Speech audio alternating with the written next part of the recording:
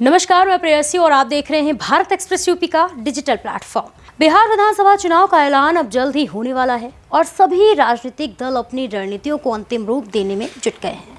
इस बीच सत्ता में काबिज भारतीय जनता पार्टी ने बिहार में दोबारा सरकार बनाने के लिए अपनी रणनीति शुरू कर दी है। इसी कड़ी में भाजपा ने उत्तर प्रदेश के उप मुख्यमंत्री केशव प्रसाद मौर्य को बिहार चुनाव का सह प्रभारी नियुक्त किया है। पार्टी का यह कदम सिर्फ बिहार की राजनीति को ध्यान में रखते हुए नहीं बल्कि राष्ट्रीय स्तर पर रणनीतिक दृष्टिकोण से भी महत्वपूर्ण माना जा रहा है। बिहार की राजनीति हमेशा जातीय समीकरण और पिछड़ा वर्ग के वोटरों पर केंद्रित रही है। भाजपा ने इसे ध्यान में रखते हुए केशव प्रसाद मौर्य को सह प्रभारी नियुक्त किया है। मौर्य का नाम आते ही उत्तर प्रदेश की 2027 की यादें ताज़ा हो जाती हैं, जब उन्होंने प्रदेश अध्यक्ष के रूप में भाजपा को 300 से अधिक सीटें दिलाकर इतिहास रचा था। पार्टी इस फॉर्मूले को बिहार में भी दोहराने की तैयारी कर रही है। केशव प्रसाद मौर्य आरएसएस और विश्व हिंदू परिषद से जुड़े हुए हैं और संगठन में उनका अनुभव बेहद व्यापक है। यही कारण है कि भाजपा ने उन्हें बिहार में पिछड़ा वर्ग को एकजुट करने की जिम्मेदारी सौंपी है। पार्टी को उम्मीद है कि उनके नेतृत्व में एनडीए को पिछड़े वर्ग का समर्थन मिलेगा और बिहार में फिर से सत्ता पर कब्जा किया जा सकेगा। बिहार में राजद कांग्रेस गठबंधन पिछड़े वर्ग को केंद्र में रखकर चुनाव लड़ने की रणनीति अपना रहे हैं। भाजपा मौर्य की नियुक्ति से इस रणनीति को चुनौती देने की तैयारी कर रही है। यूपी में मौर्य ने समाजवादी पार्टी के पिछड़ा दलित अल्पसंख्यक फॉर्मूले को कमजोर करने में अहम भूमिका निभाई थी। इसी तरह महाराष्ट्र, बंगाल और राजस्थान के चुनावों में भी भाजपा ने मौर्य का उपयोग पिछड़े वोटों को अपने पक्ष में करने के लिए किया।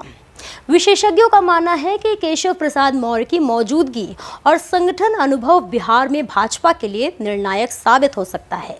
उनका यह फोकस केवल चुनाव जीतने तक सीमित नहीं है बल्कि बिहार में एनडीए सरकार की पुनः स्थापना के साथ साथ उनके राष्ट्रीय स्तर पर स्थापित होने की राह भी आसान करेगा।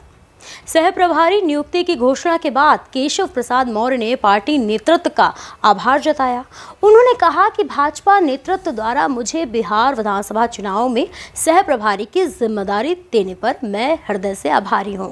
उन्होंने ये भी कहा कि संगठन के मार्गदर्शन और कार्यकर्ताओं के सहयोग से हम बिहार में विकास और कल्याण के लिए कमल खिलाएंगे। भाजपा का यह निर्णय केवल बिहार तक सीमित नहीं है। अगर बिहार में केशव प्रसाद मौर्य के नेतृत्व में एनडीए सफलता हासिल करता है तो यह उन्हें राष्ट्रीय स्तर पर पार्टी का प्रमुख चेहरा बनाने में मदद करेगा।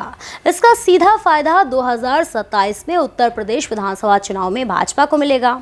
केशव की छवि और अनुभव भाजपा को उत्तर प्रदेश में भी पिछड़ा वोट बैंक आकर्षित करने में सहायक होंगे।